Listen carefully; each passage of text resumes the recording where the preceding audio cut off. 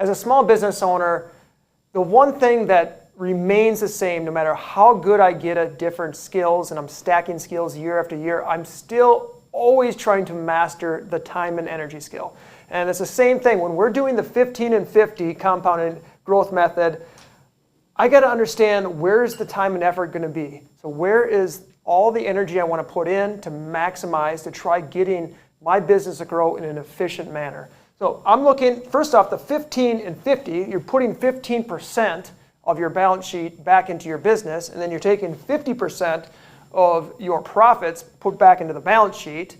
That's easy. There's nothing to do. That's just a transaction. So there's actually very little time or effort with the name of the method. But second is, well, you got to maximize your balance sheet. And I've talked about this in other videos. If we have 3 primary objectives to make it work and grow your business, maximizing the balance sheet. Now, maximizing the balance sheet is kind of a tricky one, where there are things that you can do as a business owner yourself, but you got to be careful on your balance sheet's not where your main money is made. So a lot of it can be just simply, I'm hiring do-it-for-you services to make sure my balance sheet's maximized, but I do, at least as a business owner, have clear expectations of what the balance sheet's going to do. So I understand in whatever market we're in, or whatever type of investment, I understand the liquidity, I understand what to expect on, say, a quarterly basis, as close as we can make it. The third, which I would say is probably the most time and energy, and very important, but also not super hard to fulfill, is just the operations. And the operations is what ultimately leads to the LTV, the lifetime value. It's critical that that a business creates the strongest lifetime value of the customers that it's serving. So the reason I think that this is not the hardest is because when you get into business, you are an operator. You've already got that experience on, this is how I can fulfill what I'm promising. And that's probably the thing that you're most passionate about getting into the business, is I know a way I can help somebody.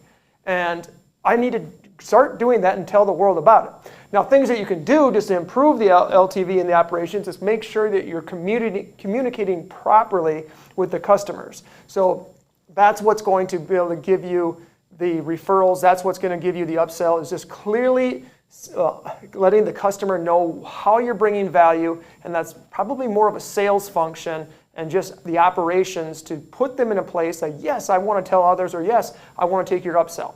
So a lot of energy needs to go into it, but I don't think it's overly hard, because I think that's where most people's passions lie.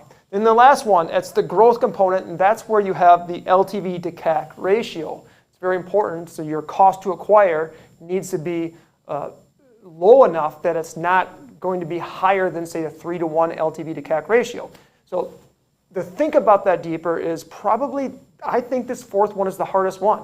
It's very important, but it can be very difficult, because so many things could be, whether it's a marketing effort or it's putting money into a new salesperson or whatever it might be, there's always that risk of it's not going to work. And that, when I say it's not working, it's not like putting money into a large cap stock. It's putting money into something that could be an absolute loss. So it is super important that that fourth variable, LTV to CAC, and that, say, 15% that you're putting back into the business is done. And you're not always going to win, but you can always learn. It's a consistent process of getting better. That's the key. Each quarter, as you do more into the business, some things are going to work, some things are not, but you have to learn from each thing. And what you're doing is you're gathering data. The more data you continue to gather, the better and more useful those dollars are going to be to build up your business. So that's where I'm laying out the 4 primary areas of where to put your energy and how you can efficiently grow your business through the 15 and 50 compounding growth method.